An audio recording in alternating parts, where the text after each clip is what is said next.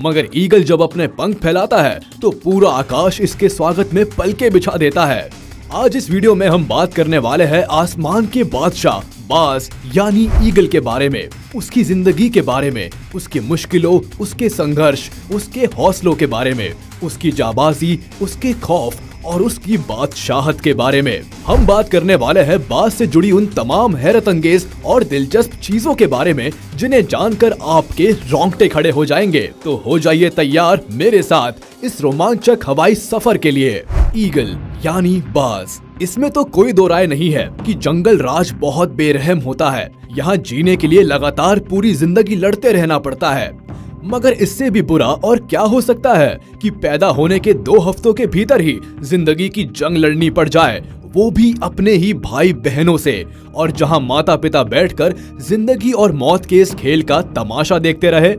जी हाँ, एक मादा बाज एक बार में 2 से 3 अंडे देती है और जब इन अंडों से चूजे निकल आते हैं तो करीब 2 हफ्तों की उम्र के बाद वे अपनी भूख मिटाने के लिए आपस में झगड़ना शुरू कर देते हैं।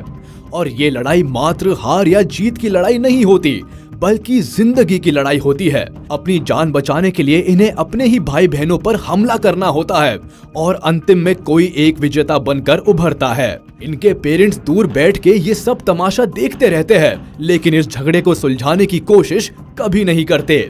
शायद ये भी ये मानते हैं कि जो सबसे ज्यादा ताकतवर होगा, जीने का हक सिर्फ उसी का होता है। अपने भाइयों के खून से रंगे अपनी जिंदगी के दामन को समेटकर अपने अगले सफर के लिए ये नन्हा बाज तैयार है। अब बारी आती है उड़ना सीखने की। अगर पहला ही पड़ाव इतना खतरनाक था तो जाहिर सी बात है कि उड़ना सीखना भी कोई बच्चों का खेल तो होगा नहीं। ये ट्रेनिंग भी भयानक होने वाली है। जिस ऊंचाई पर बाकी सारे पंछी अपनी पैंट गीली कर देते हैं, इस नन्हे से मासूम को अपने जीवन की पहली ही उड़ान उस ऊंचाई से शुरू करनी है। बाज अपने इस नन्हे से बच्चे को पंजे में भरकर उस दिल दहला देने वाली हाइट पर लाकर छोड़ देते